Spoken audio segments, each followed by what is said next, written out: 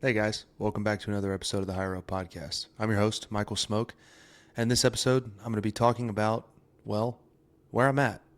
I spent the last 4 days trying to figure out what the topic of this next episode was going to be, and in the mission being to relentlessly provide as much value as I can and share experiences and wisdom where I feel I'm qualified and competent to speak on, I have always, let's say, never had an issue with coming up with at least something I feel like I could speak on that would benefit somebody's life in some way.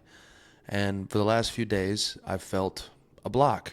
Call it writer's block, podcaster's block. I don't know what the hell to call it. But regardless, I have tried and failed to record this episode a few times, and that's why it's coming out late. I apologize for that. So I decided instead of trying to talk about fitness or nutrition or some sort of mindset tip, I guess this is a little bit about mindset. I'm just going to talk to you guys about what's getting me through my days and my weeks right now. When I started this page and the social media thing, I was relentlessly focused on keeping my business and my personal separate. And as this becomes more ingrained in my life, more than even my full-time job, which it is, more as it becomes more than my full-time job, I realize that that line becomes more blurred. And there are things that I can share with you guys that might help you because I think the weird paradox or the weird situation that I find myself in is I'm reached out to often by people who say, like, how do I get to where you get, or I aspire to be like you. And the fact of the matter is you see a very small glimpse of my life. You see a very small glimpse. Most of you only see 90-second videos, and the few of you that are engaged in this still only see me in 20 to 45-minute increments. But what you don't see is the other 195 hours in the week that I'm not in front of a camera talking to you. I have a really hard time being vulnerable and opening up in general in my life, and an even harder time doing so on the internet to a bunch of people who I don't know but know me. That's a weird situation. But I share that about people reaching out because I think it's important to know that the people that you maybe look up to or seek advice from, they're also just people with their own shit, with their own issues, and I am certainly no exception. This has all happened very fast. 18 months ago, I was just a guy working in a corporate job and living my life this way and just not sharing it with anybody. And while it's the biggest blessing to be able to share how I live and my insights and just generally to be able to do this with you guys, it's also been the hardest year of my life. I've been incredibly fortunate to not really have any major hardships in my life. I've of course I lost all four of my grandparents in a really short time span when I was younger, and that was hard, but they were in their 80s. The headline on that news story is man and woman live long fulfilling life and pass away. Um, but it was hard, but it was not a true difficulty or tribulation to the degree of what I feel the last year, 6 months of my life has been. The last 18 months of my life has been insane. And forgive me if this episode gets yappy. I'm going to get into the value, and I guess I should probably say what I'm going to be talking about in this video. In this podcast, I'm going to be talking about the one, two, three, four things, the four quotes or aphorisms that I'm leaning on to get me through the days and the weeks and the months to come.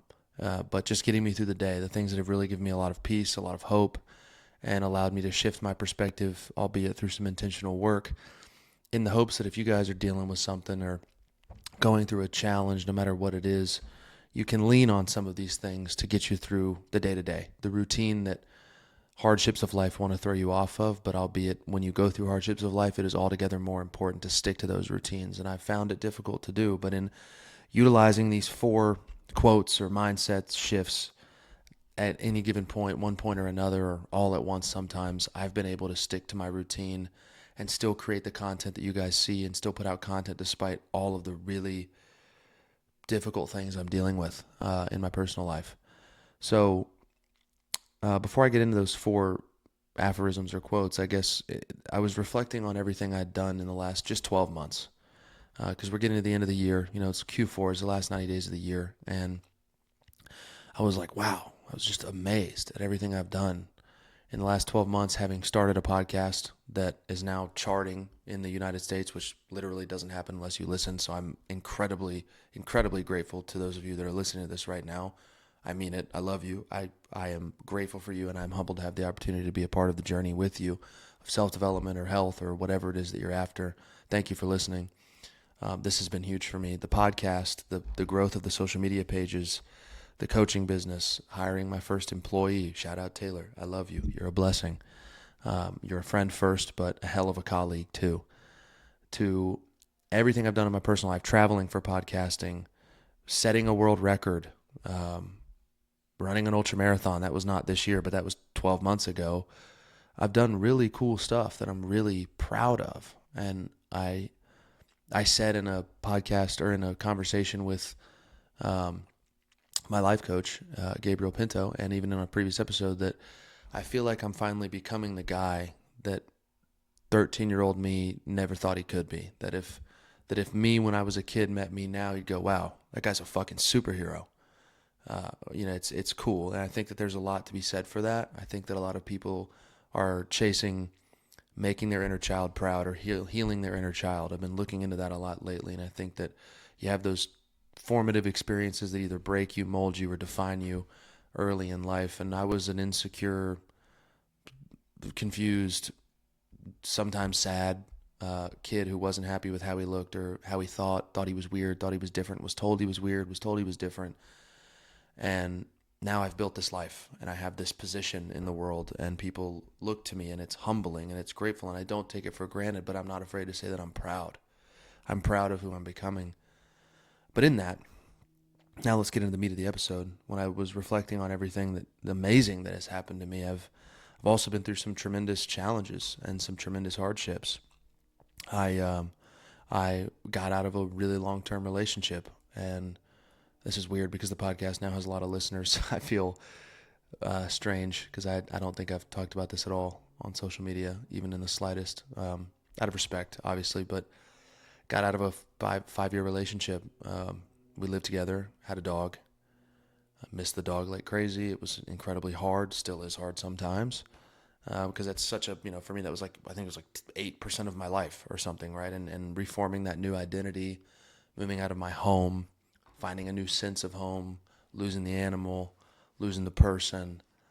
That's an incredibly hard thing. Everybody goes through that at some point or another. It's a bitch. Serious relationships ending. It's rough.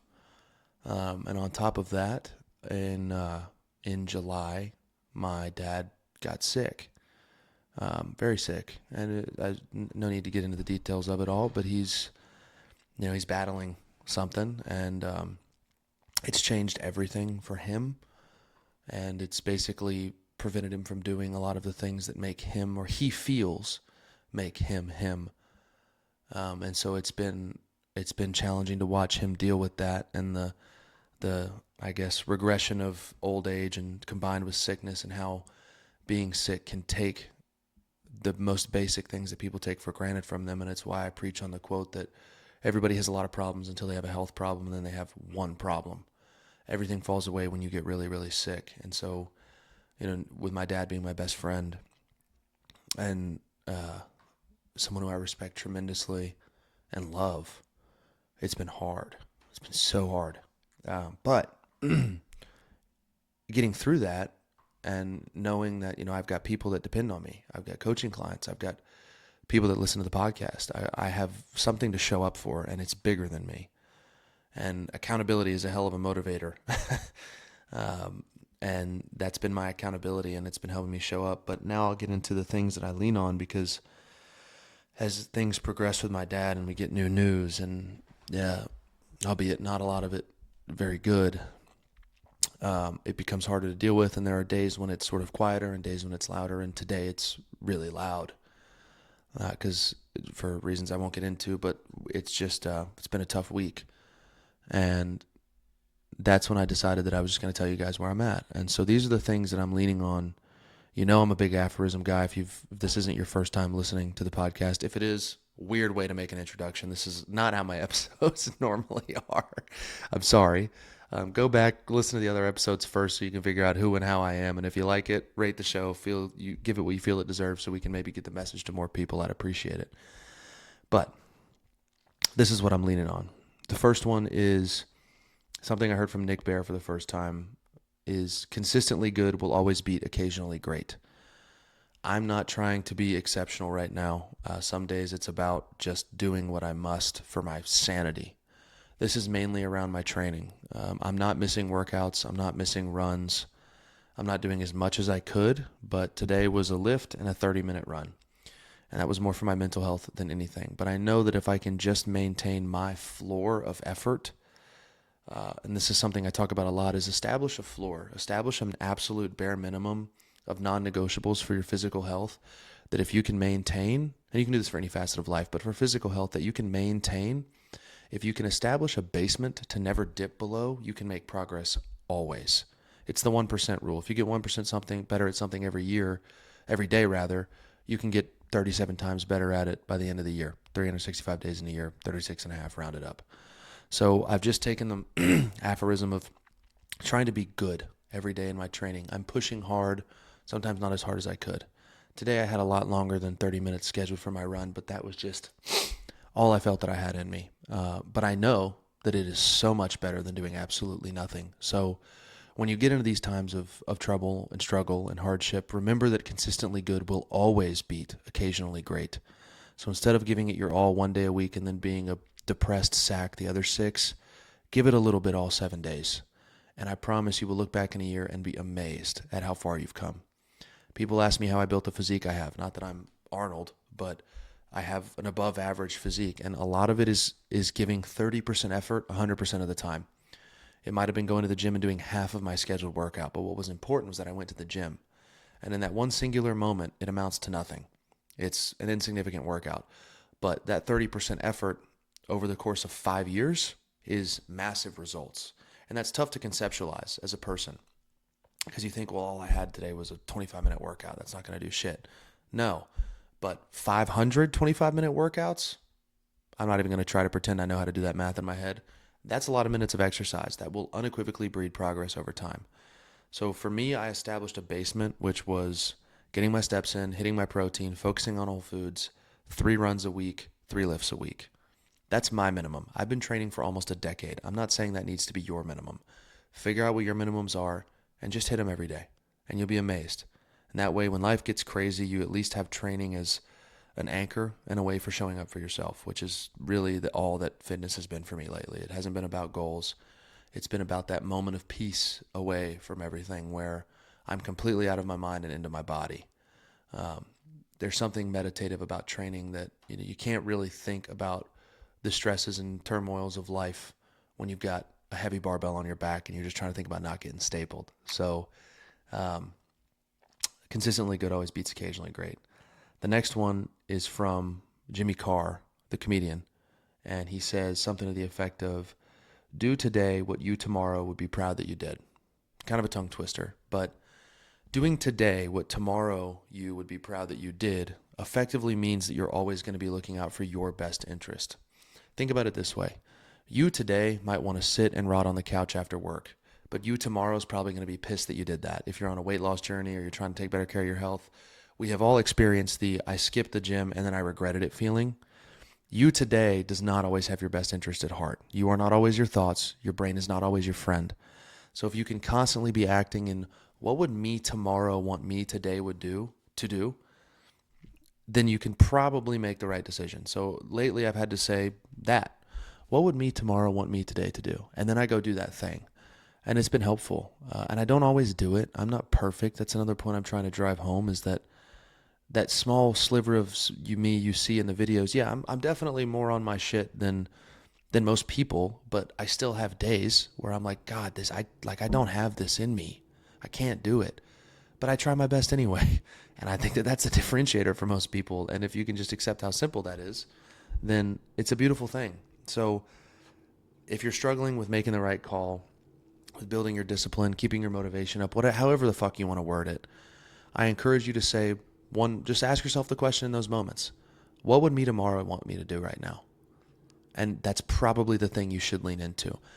And no matter how bad you don't want to do it, you know for a fact that you will always, always be glad that you did it. So don't always listen to your thoughts in that moment, which brings me, honestly, kind of a nice segue to the next quote. More of a perspective that I've talked about in my videos, but I don't know if I've talked about it in the podcast. The 1 second decision. I heard this from David Goggins a while back. He, in an interview with Chris Williamson, he talks about how in Navy SEAL school you have 130 hours, BUDS training. It's 5 days. I think that's 130 hours. And he said you get there, you're all jacked up, and then they start the water torture. They put you in the ocean and they make you do flutter kicks in the Pacific where it's cold as shit and the waves are hitting your face. They're washing over you every 5 seconds. And he said in that moment, your brain wants to go, are you fucking kidding me? I got 135 hours of this shit left. How am I going to do this? You fail. You lose. People ring the bell right there. He says you don't give a fuck about getting a trident on your chest. You don't give a fuck about being a SEAL. You want to go home. You want to be warm. You want to be in your bed. But if you can make the decision, can I make it another second? And you just keep making that decision, it's the only way to get through BUDS. It's his opinion. And I've applied this to everyday life because I'm not shitting you when I say that there have been some days that have been so draining emotionally for me, and you'll never see it in the content, but there have been days that are so hard that the only thing getting me to the gym is the 1 second decision. Hell, just now I just finished a 30-minute run, and it came down to, can I put my shoes on? Can I throw my fanny pack on that I have my gels and my phone in? Can I throw on my running shorts? Can I put on my Body Glide, the stuff that helps my thick ass not chafe? It was 1 second decision after 1 second decision. And then before I knew it, I had made 80 1 second decisions and I was warming up for the run. And then 200 1 second decisions in, I was starting the run, and it got me there. So if you're struggling to get to the gym, just say, can I grab my gym bag? Can I get my car keys? Can I get in the car? And you keep making these decisions second to second to second. And before you know it, you're in the door of the gym and you go, well, I'm here. I might as well work out. It saved me. It's been incredibly powerful. So when you don't want to do the thing, when you're laying on the couch, doom scrolling, putting off the thing you know that you should be doing, make the 1 second decision. Get up. Can I get up out of the chair? Go. And before you know it, you've started. You've done the thing. It's really powerful. And I'll close the episode with this one. This is a quote from, I believe it's Alex Hormozy, but I heard Chris Williamson say it on his podcast. And this one is profound for me. When I get to a low point where I think, why do I even bother? I'm reminded that this is it. This is where most people quit. This is what hard feels like. And it's why most people don't win or why they can't do it. But you can. There's a specific part of that quote that really matters to me the most, or a couple of specific parts. And it's really, when I get to a low point where I think, why do I even bother? I'm reminded that this is what hard feels like. And this is why most people can't do it, but you can. It's sort of a mashup of two quotes that he said, spoken into one sentence, because he basically said the first quote, talked for a second, said the second one, said it was a continuation. But when I get to a low point where I think, why do I even bother? I've had that recently over the last few months, multiple times. I've gotten to that point. And the portion of it that, and I'm sorry for all the pauses, it's just I think I needed to read that more today than I even realized. This isn't my normal professionally articulated, communicative, high communication skill episode, and I apologize for that if that's why you tune in. This is just a lot more stream of consciousness, me telling you where I am mentally. And if you're not into it, come back next week for the next episode. It'll be a whole lot more buttoned up than normal. I'm reminded that this is what hard feels like. There's a lot of peace in that. Just because something is hard does not mean you can't do it and does not mean you shouldn't do it. Sometimes I find a lot of peace in just saying, this is what hard feels like, and that's okay. It's okay that it feels difficult. Now, when you're in the gym and you're training to failure, it sucks. It's painful. It hurts. You can feel your muscles straining and burning. But this is what hard feels like, and that's okay. But it's why most people can't do it, but you can. And I've applied that aphorism to the trials and tribulations that I'm dealing with in my life, in my training, in everything. I tell myself, this is what hard feels like. And something about that sentence is so powerful for me. And maybe if you're going through something difficult, you can just say, this is what hard feels like. This is just an is. I don't have to feel a certain way about it being hard. It just is. And that allows me to accept it and then move through it. So maybe if you're going through a breakup, or you have a sick parent, or you're on a weight loss journey and it just feels hard, maybe just tell yourself, this is how it's supposed to be. It's supposed to be difficult. This is what hard feels like, and that's okay, but I can do this. This is that point where people get the shit beat out of them by life, or this is the point where people give up. And it's why they don't win. That point where it starts to get hard, where people quit, is why so many people don't have what they want. They don't have the life they want. They don't have the business they want. They don't have the body they want, the wealth they want. It is why so many people don't fucking have what they want. And if you can just accept that this is what hard feels like, and you lean into it and you do the fucking thing anyway, then you can change your life. I firmly believe that. I have been living proof of it. Despite the bullshit that I've been through in the last 5 months, the hardship, I keep showing up. And it's the only reason that not everything in my life is shit, because if I didn't keep showing up, if I didn't keep making the 1-second decisions, if I didn't keep trying to be consistently good, if I didn't keep trying to do today what me tomorrow would want me to do, and if I didn't accept that this is what hard feels like, I wouldn't be where I am. The podcast wouldn't be ranked in the country. The TikTok wouldn't be at almost 1 million followers. The Instagram wouldn't be doing well. None of this would be happening. But I have chosen to do these things every day. And in the midst of all these challenges, the hardest year of my life, I'm building my dream life in tandem with it. So whatever you're dealing with, lean in. Just keep going. Make the 1-second decisions. Do the right things. It's never going to get easier. You're just going to get stronger and better equipped to handle it. I'll close the episode there. We'll do the step check, as always, as is the tradition of interest. It is 6:03 p.m., and I'm at 13,000 Eastern Standard Time, and I'm at 13,549 steps. If you're on the YouTube, subscribe to the channel, like the video. It really does help get the message out to more people. Drop a comment and let me know what you thought. If you're on Spotify, rate the show and drop a comment as well. You have the option to do that on Spotify. And let me know what you thought, and drop your step checks in the comments as well. Thank you for being here. If you're at the end of this 23-minute episode, I apologize for it being a little bit different.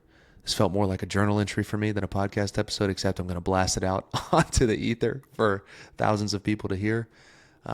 But I appreciate all of you, truly, for giving me the opportunity to be a part of your journeys, for giving me the opportunity to build my dream life and do what I love and what I feel like I might have been put here to do. So from the bottom of my heart, thank you, and I'll see you in the next episode.